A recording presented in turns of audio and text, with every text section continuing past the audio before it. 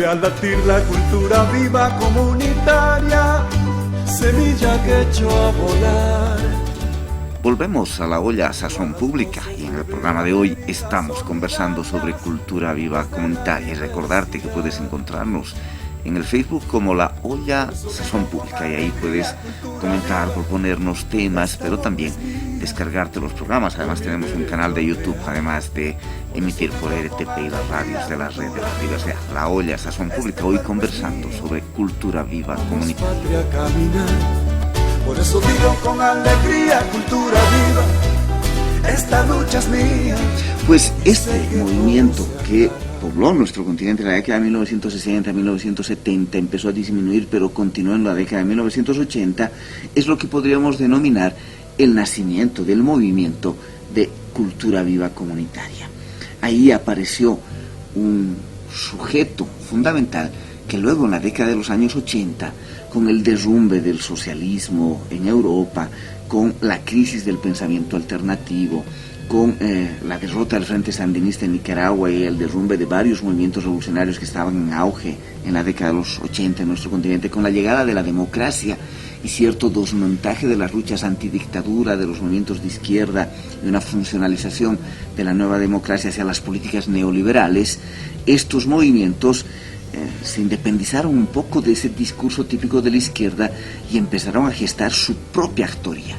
Empezaron a constituir en sujetos propios, porque mucho de lo que ocurrió en los años 60, en los años 70, en los años 80, estaba vinculado a una suerte de tarea funcional de estos espacios culturales para el desarrollo, el despliegue de partidos de izquierda, de movimientos revolucionarios en el continente. Empiezan en los años 80 con mayor fuerza, no es que antes no existía, pero con mayor fuerza en los años 80 y en los años 90, varios de estos grupos entran en crisis y desaparecen, y otros, digo que no es que no antes no ocurría esto, sino también ocurría, pero en los años 80 y 90 se hace más fuerte, varios de estos grupos se independizan y empiezan a hablar de configurarse en sujetos propios que desde lo cultural generen transformaciones, porque en esa época, y esto es lo importante también, el debate frente a ese modelo único que se planteaba en el neoliberalismo y el derrumbe o la crisis profunda del discurso alternativo en los partidos de izquierda, en los sindicatos, había llevado a colocar el debate político en el campo cultural, en pensar lo civilizatorio, los modos de vida, no solo cambios en el Estado, no solo cambios en la dirección de los gobiernos, sino el conjunto de nuestros modos de vida, porque además se venía la crisis planteada por esa visión colonial de un Estado único que durante siglos se habían instalado en nuestros continentes, y en 1992, en el entorno de la campaña sobre los 500 años de resistencia indígena, negra y popular en el continente, se empezó a cuestionar que ese fuera el único modo de vida, el modo de vida colonial, ligado a estas maneras de entender el desarrollo y el mundo moderno e imitar a ese mundo desarrollado, intentar alcanzar ese mundo desarrollado. Como se hizo una crítica profunda a eso, también había una crítica desde el campo cultural. Lo cultural empezó a cobrar fuerza cada vez mayor y desde esa perspectiva se empezó a plantear la necesidad de debatir el sujeto cultural, y como desde el campo cultural que atravesaba todas las dimensiones de la vida se volvió la idea de la cultura como modos de vida, como tamiz simbólico, como aquello que organizaba desde lo simbólico la manera en que interpretamos todas las dimensiones de la vida, actuamos en ella, pero también generamos transformaciones, sentidos de devenir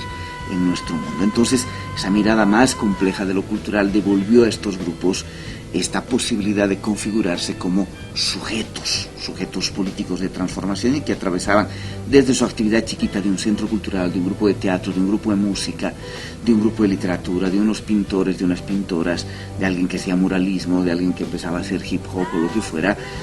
enfrentar desde ahí el conjunto de las dimensiones de la vida y constituirse en sujetos políticos desde ser sujetos culturales. Ahí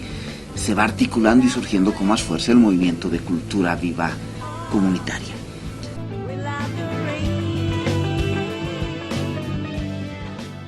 Pues varios de estos grupos se empezaron a articular, se empezaron a encontrar en varias redes, y los años 90, los años 2000 fue una etapa fructífera y rica continentalmente de encuentros, especialmente en algunos ámbitos, por ejemplo, el mundo teatral.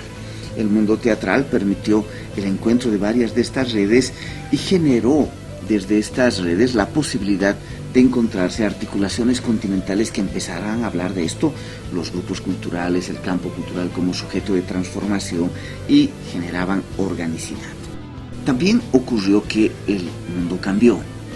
El modelo neoliberal empezó a entrar en crisis, se empezó a cuestionar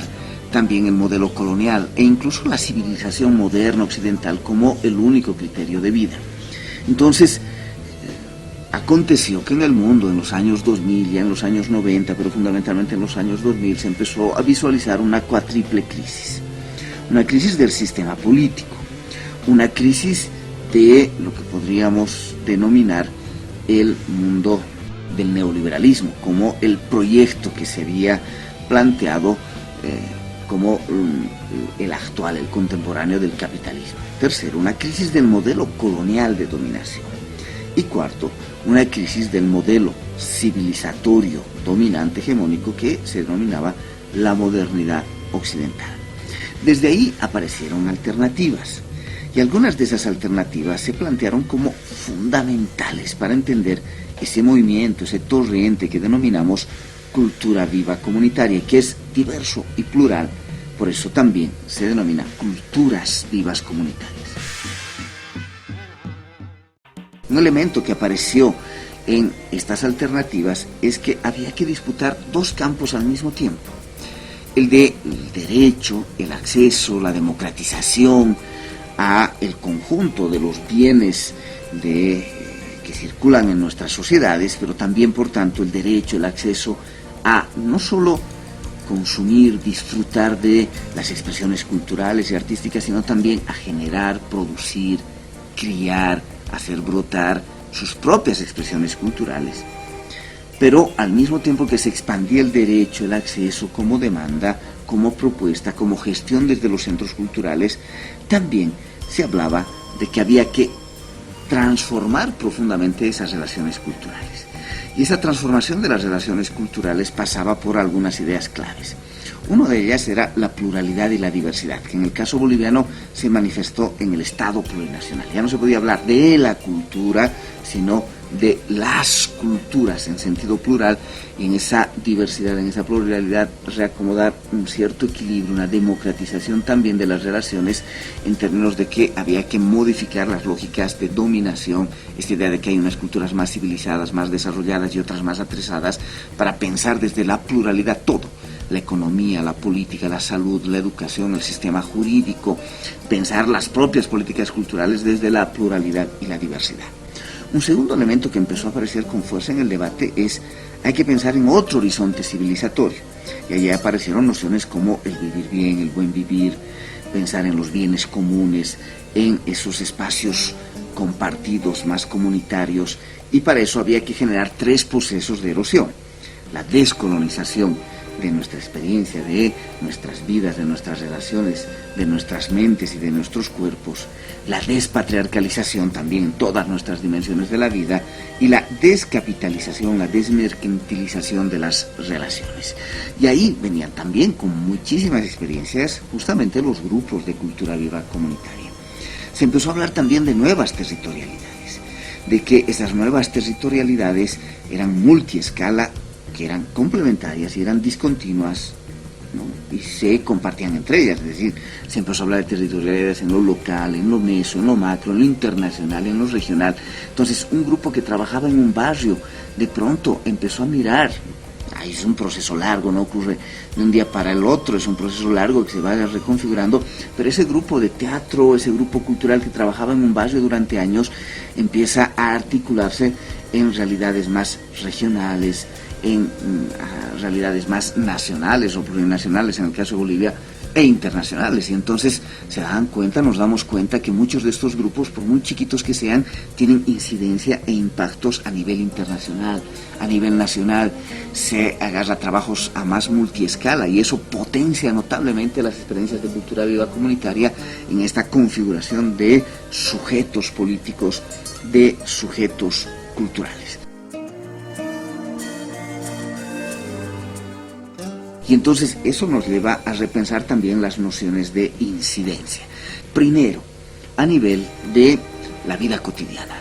que afecta a las relaciones, y en ese sentido es potente la transformación porque está articulando modificaciones sobre la cotidianidad, sobre las relaciones de personas. Segundo, el tejido organizativo, es decir, que también hay que modificar la forma de organizarse, la forma de trabajar y se cuestionar las lógicas de los partidos, las típicas de los sindicatos, etc. Y aparecen las experiencias comunitarias, nuevas formas comunitarias que recogen mucho de nuestra tradición indígena y campesina, pero también brotan desde el espacio urbano experiencias claramente